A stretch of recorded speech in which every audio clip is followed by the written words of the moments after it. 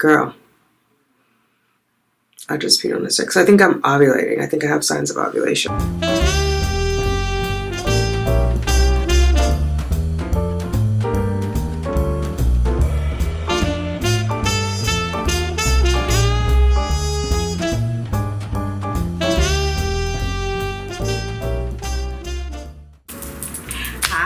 Thanks for clicking on Simply Tanika. I am Tanika. If you are new here, welcome. Hit that subscribe button. Let's hang out a while. If you are returning, welcome back. What's up, Fertility fam? We gotta do what? Let's get those babies, ladies. Drops fall and the beauty of it all. Hey fam. All right, I'm in the bathroom and I just peed on a stick. It's actually the first time I've ever peed on a stick during my journey. I always say I'm a POAS addict, but I normally have a cup, and I couldn't find any cups. I think I threw them all away so that I wouldn't do that, but girl, I just peed on a stick. So I think I'm ovulating. I think I have signs of ovulation. And I tried to talk myself out of testing, but then I tested anyway, and I still had these tests. I should have thrown them away, but I didn't.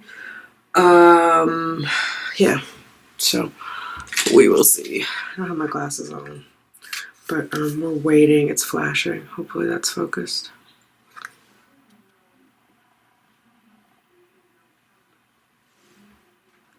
We'll see what it says. Yeah, I talked to Rakosha, who by the time you're seeing this, she's already announced it, and she got a positive OPK, but then she wasn't sure when to put in ovulation in her tracker and when to count it as ovulation. And so I helped her with that, and she got her BFP. So I'm like, there's always hope when there's ovulation, but I obviously I'm not baby dancing, so we'll see. But I do feel signs of ovulation, specifically cervical mucus, a little bit of acne here, which would be like the estrogen surging, and my cabinet needs to be clean. I'm sitting down on the floor, and when you're this low, I just cleaned it, but oh my god, it looks like something dripped down the front. Anyway, yeah, cervical mucus, signs of ovulation, so we'll see. I don't know why I need to know this. You'll probably never see this, but just in case. Just in case. I know when I talked to her, I was like, did you record it? Did you record telling your husband? Did you, like, not even just for YouTube, but I think once you get used to recording your life, you want to be able to watch it again. It's like this weird thing. Even if you don't have a channel, I definitely recommend recording it, because sometimes I see things and I'm like, oh, that's how that happened. It's not how I remembered it, but when you see it on film, it is definitely... God, this is taking a long time. Okay. Hopefully this still works. It's been a long time since I've used these, and so I don't even know what the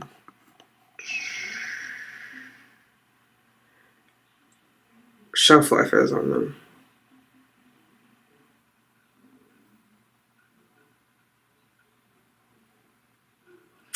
I wonder if it has to be laying flat. Maybe it does.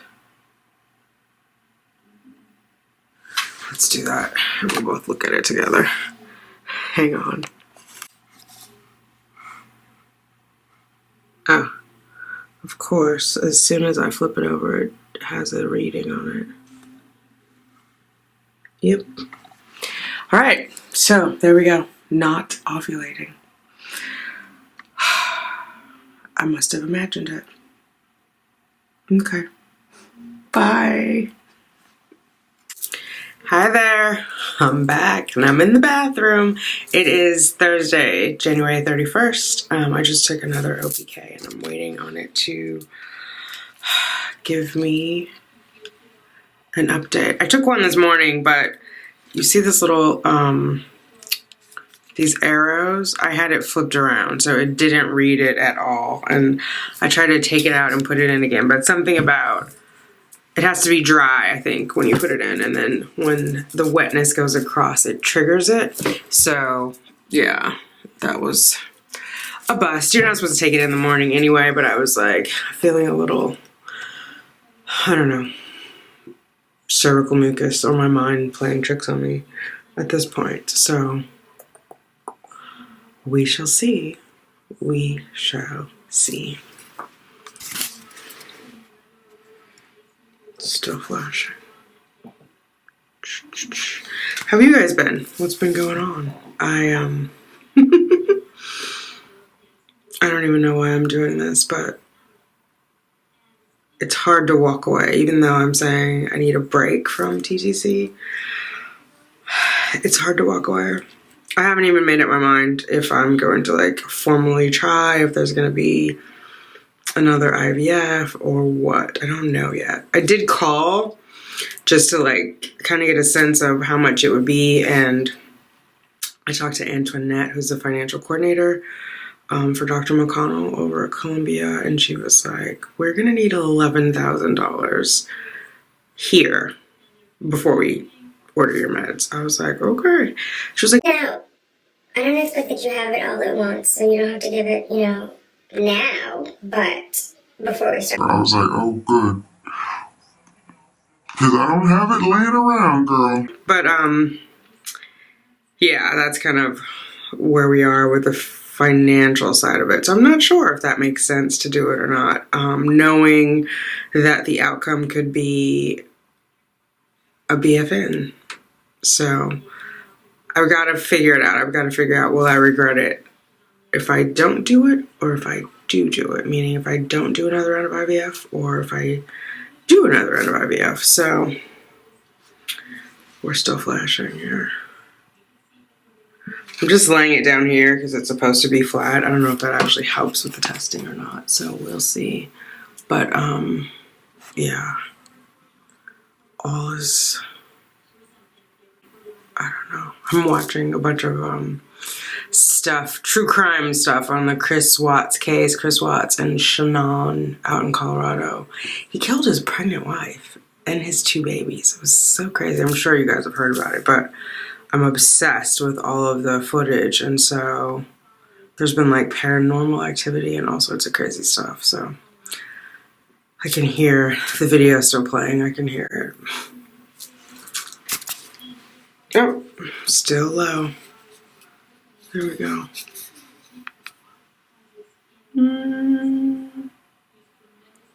I can't see it in my face. And if I put my face in it, it takes the focus out.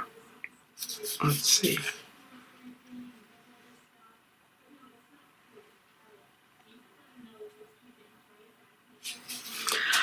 All right, so still low. Talk to you later. Bye. Good morning, fam. It's Friday, February 1st. Happy Friday! So I did another OPK. It's in the morning, and when I went to get the camera, it came back. It's positive. It's peak. It's not even flashing.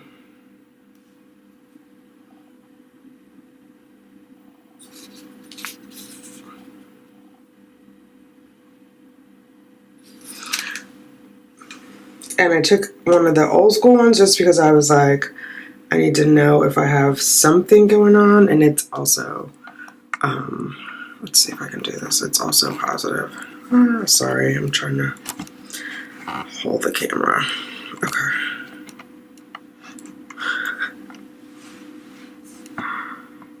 There we go. Hopefully I'm not crooked.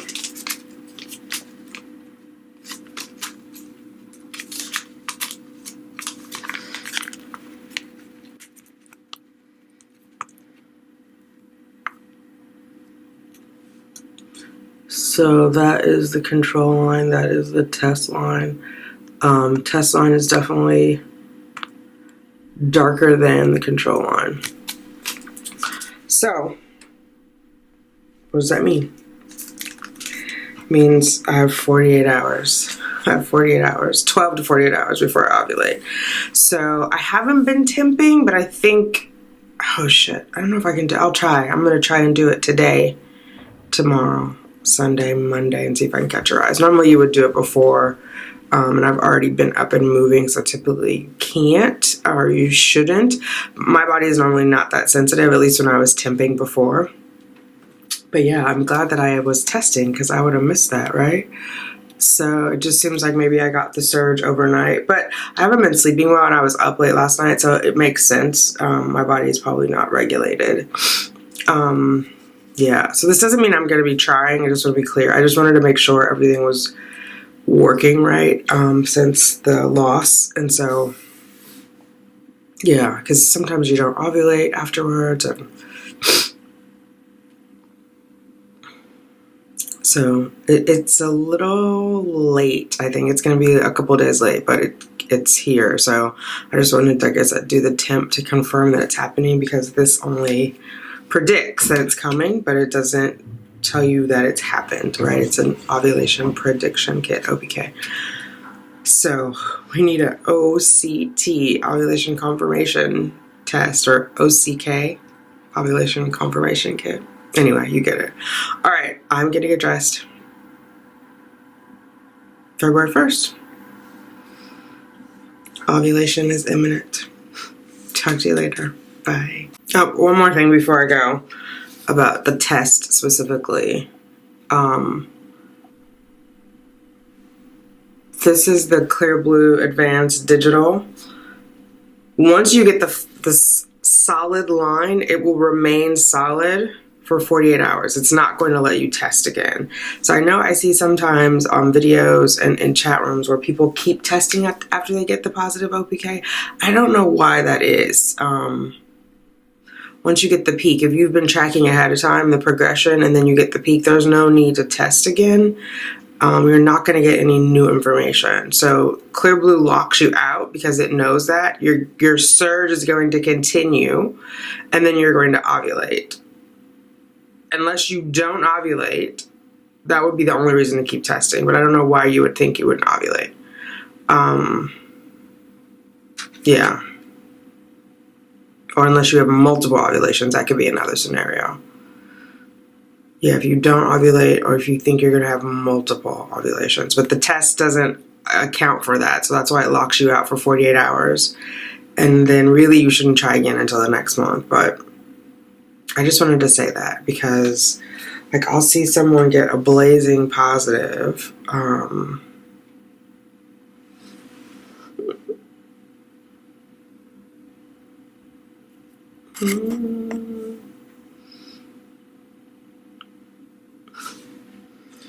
A blazing positive one of these, and then they'll keep testing.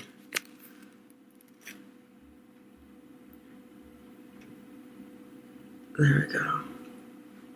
And that is a blazing positive. So I'm not going to test again. I'm not going to test again. The luteinizing hormone, or the LH surge, which is what is causing that positive, means that my LH has peaked. It's then going to go down. It going down doesn't mean anything. It's the surge of that hormone that is going to cause the follicle to rupture. And so it just starts wearing it down. So first there's the estrogen, which this did not pick up. When the estrogen rises, that's when you get the flashing smiley face.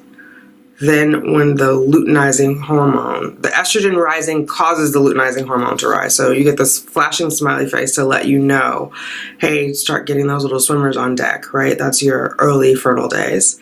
And then the luteinizing hormone surges, and it's the surge that causes the wall of the follicle to get thin, and then the follicle to rupture through it.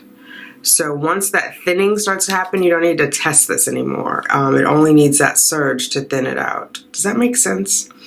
Let me know in the comments down below, because I see this a lot, and I'm like, I see people taking it afterwards, and I'm like, oh guys, you're wasting money.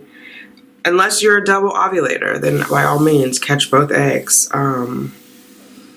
Or if you have a history of not ovulating, you know, where you didn't get a period, and so you know you didn't ovulate. Anyway, all right, I'm gonna get dressed.